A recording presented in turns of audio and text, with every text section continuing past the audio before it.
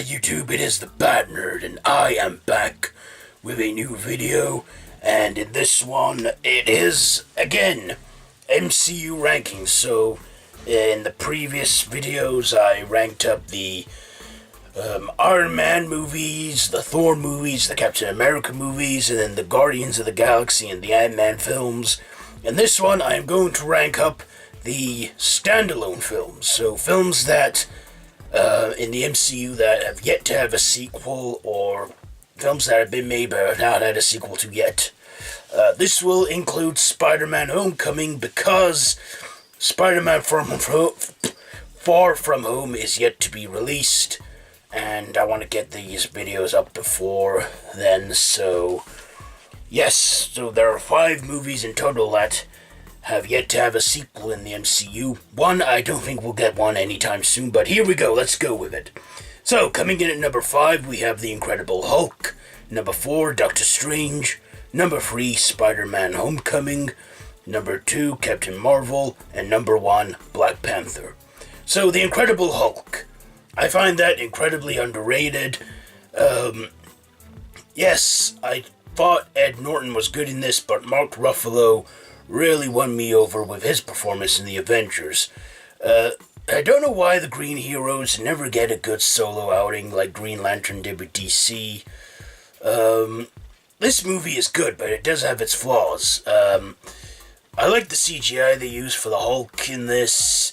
I have to say Mark Ruffalo's Hulk was better, but Ed Norton, his Hulk was also good. Didn't look like Norton in the face as much, but Ruffalo's Hulk looks a lot like him in the face. Yeah, but this was also before the MCU knew what it wanted to be. This was only the second movie, and they had no idea how this was going to play out. The only thing that would connect all these other movies and that, because it's the MCU, would be Robert Downey Jr.'s cameo at the end as Tony Stark, which I thought was a great cameo. Yes, and that final scene set things in motion for the Avengers. And yeah, I liked The Incredible Hulk, but it could be better. And then I put Doctor Strange at number 4. Doctor Strange, great movie, brought magic into the MCU. Benedict Cumberbatch I thought was a great pick for the character. Tilda Swinton as the Ancient One. Now in the comics, the Ancient One's an old man, so giving her a gender swap and making him look young, yeah, I thought it was okay. It worked, I have to say, at the end of the day. We also had Mads Mikkelsen, who was Hannibal. Yeah, this film's good, it's okay, but it sometimes gets a bit all over the place, out of control, going into one realm to another. But it was a good movie. And I look forward to sequels that I hope will happen. At number 3, Spider-Man Far From Home. So after getting his introduction in Captain America Civil War, he got his own standalone movie in the MCU, and I have to say, Sony, best decision you could make, getting Spider-Man in the MCU. It was great. I loved the relationship he had with Tony Stark, Iron Man, and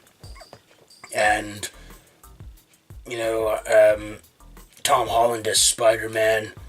It was a good outing for him, and I like the characters that we had, including the reimagining of Mary Jane Watson, now MJ, which is short for Michelle something, I don't know.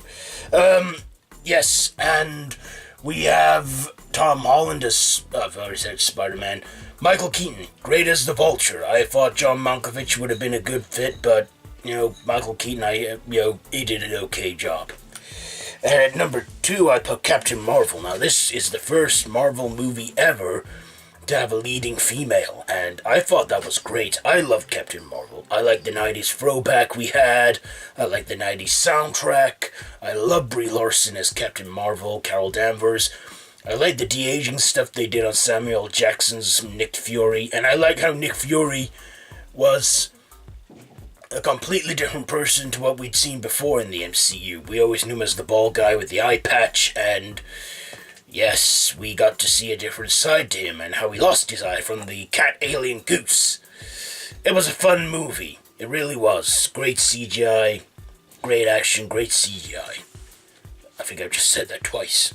And yes, at number 1 I put Black Panther because he had his introduction in Captain America Civil War, and his solo movie was fantastic. I love the cinematography, I love the effects, I loved the whole country of Wakanda, even though it's not real. I loved the abilities of Black Panther, I loved how he could shed his clothes and get into his Black Panther suit. It was brilliant, and Michael B. Jordan, I have to say, was a lot better as Killmonger than he was the Human Torch. Yes, great one, great film. Black Panther. Saw that in IMAX 3D. Yes, I did. So, yes. Chadwick Boseman did a great job in this lead role. It was the first Marvel movie in 20 years to have a black actor. Before that, it was Blade. And look where we are now with it. It's just... Black Panther. Great movie. So, those are my rankings for the standalone films in the MCU. What is your opinion? How would you rank these movies? Share it all down in the comments below. If you like this video, be sure to give it a big thumbs up. Don't forget to share with your friends. Don't forget to subscribe to my channel if you haven't already. And to hit that notification bell. All of my social media links are linked down below in the description. So be sure to check all that out. And until next time, Bad Nerd out.